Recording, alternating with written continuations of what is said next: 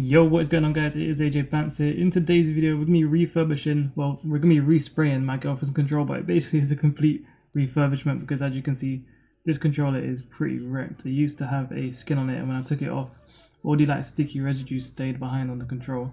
And also the analog stick is kind of peeling back. But yeah, my girlfriend's not much of a gamer, which is why I just gave her this controller and I got a new one, and also got my PS5 controller. But I thought we might as well refurbish it, do it up so it looks nice for her. What we're going to be doing is we're going to be spraying it a fluorescent pink, so it's going to be this colour here. So that's the fluorescent pink. But before we do that, we need to get a white primer on it, and after we finish spraying it, we put in a clear protective coat over the top so that the spray paint doesn't come off. Before we do all of that, I'm first going to take the controller apart, clean it up and sand it down with this sanding paper I got here from Poundland actually. Okay, so yeah, first thing we want to do before we can start spraying this controller and changing the buttons is first take it apart so that we can clean the shell.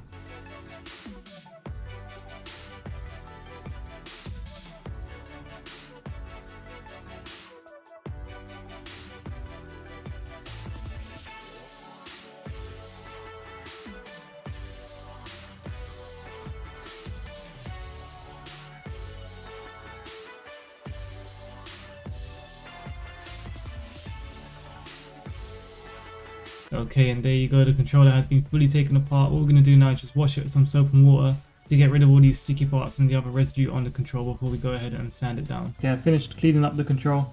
As you can see, it looks way better than it did before already. We've also cleaned the back of it because I decided I'm also going to spray the back the same fluorescent pink. And what's left to do now is just sand it down and get it ready for the spray paint.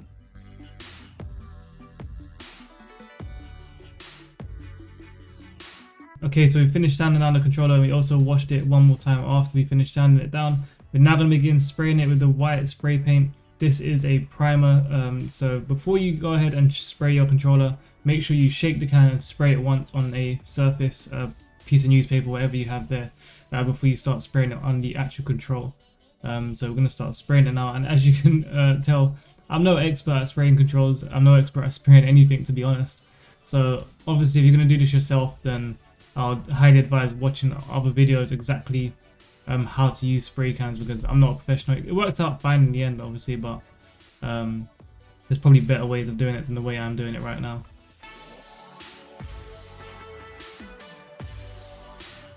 Okay, second coat of primer going on now, and I'd highly recommend leaving around 15 minutes in between coats just to allow the paint to dry before you start spraying over it again.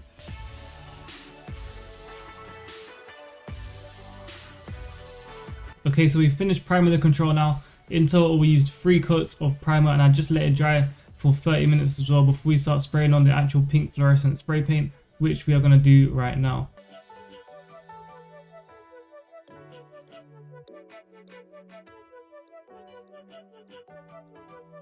Okay, so we've done 3 coats of pink, again leaving around 15 minutes in between coats for the paint to dry. And now we're going to go over it with the clear coat paint lacquer, and what this does is basically just kind of solidifies the paint and protects it as well, so it doesn't come off really easily.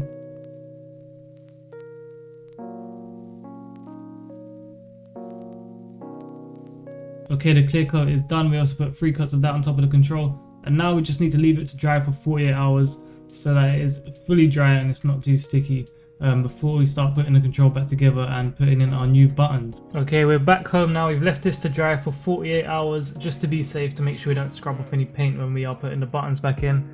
But there you go, the pink is done, and once I've got all the buttons in, I'll show you what it looks like properly. But I'm very happy with how this came out. It does look a bit brighter than it actually is on the in real life, so let me just turn the flash off. So that is how the pink is looking, and let me show you guys the buttons we've got. These are the buttons that we went with. They are chrome blue. I think they look very nice. I think they'll look really nice once they go on the controller. And for the analog sticks, we went for a darker blue. We've gone for this aluminium blue instead, so there's a nice contrast. And yeah, those are the buttons we're going to be putting on. So we're going to basically put the controller back together now, but just before we do that, with a first gen PS4 controller, there is like a little motherboard thing that's stuck onto the touchpad. So you do want to make sure you take this off, and they're very easy to take off. This is stuck down, but you should be able to just pull it off just like that. And then the same thing with the actual chip on the back here. It's got like double-sided tape on the back of it, so we just want to go ahead and try to pull that off as well. And as you can see, mine was not super sticky because we're going to want to put this onto our new touchpad.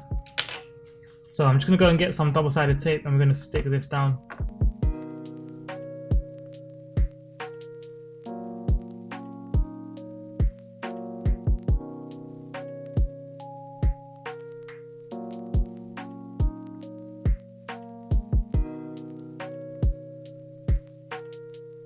Okay, so that bit's done. We've got our touchpad all hooked up properly, and now we're just going to take off the rest of the buttons on the controller.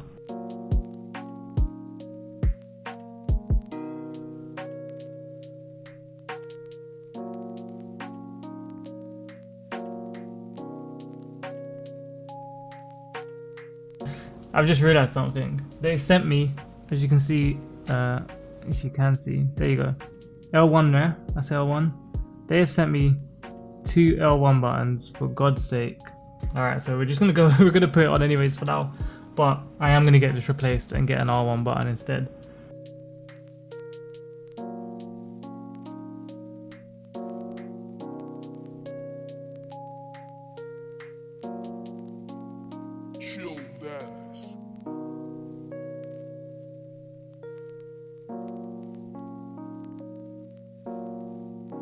Alright, there we go.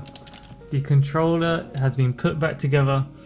It is looking very nice. I'll show you guys properly. We're going to do some cinematics of it in just a second. But like I said earlier, we do want to sort this out. Some of the paint chipped when I was pushing the light bar in. And obviously just be more careful than I was when you're doing that. But I'll show you guys right now why that doesn't really matter to me. And there we go, guys. That is the controller fully done. Let me know what you think of it in the comment sections below. And as I said, you cannot notice that little chip there because the sticker has gone over it anyways. And I am very, very happy with this, the way it came out. It just looks amazing to me. It looks amazing. I mean, look at that. That is a beauty.